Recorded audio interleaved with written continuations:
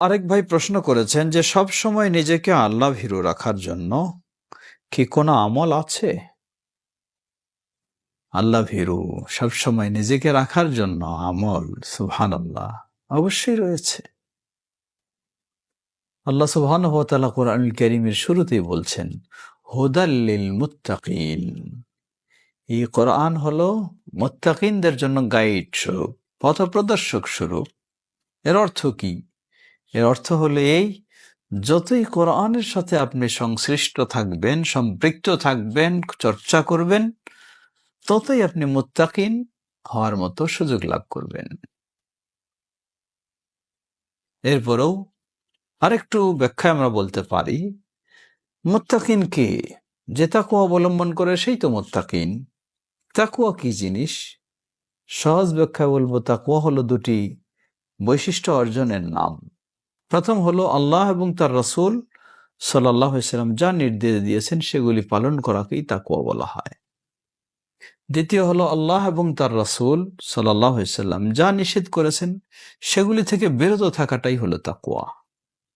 তো নির্দেশের প্রথম বড় হলো তাওহীদের নির্দেশ, অতঃপর সুন্নাহর নির্দেশ, আর নিষেধের সবচেয়ে বড় হলো শিরকের নিষেধ, অতঃপর বিদআর নিষেধ ও অন্যান্য নিষিদ্ধ বিষয়। এই নিষিদ্ধ থেকে বিরত থাকার নামই হলো তাকওয়া। সুতরাং আপনি যদি আল্লাহভীরু হতে চান, মুত্তাকি হতে চান, আপনার জীবনে সবসময় এই দুটি বৈশিষ্ট্য মনে রাখতে হবে। প্রথম হলো ইসলামের সব নির্দেশিত বিষয়গুলি সাধ্য অনুযায়ী পালন করা। দ্বিতীয় হলো ইসলামের সব নিষিদ্ধ বিষয়গুলি সাধ্য অনুযায়ী তা থেকে বিরত থাকা। একজন ব্যক্তি নেশা করবে, গাঁজা টানবে, আর দাবি করবে সে মুত্তাকি, লা হাওলা ওয়ালা কুওয়াতা ইল্লা বিল্লাহ। একজন ব্যক্তির পায়ে আরেকজন এসে সেজদা দেয় আর সে আনন্দ উপভোগ করছে, আর দাবি করবে সে হলো হক্কানি পীর, লা হাওলা ওয়ালা কুওয়াতা ইল্লা বিল্লাহ। সে হক্কানি ইবলিস হতে পারে, পীর নয়, হক্কানি মুত্তাকি নয়।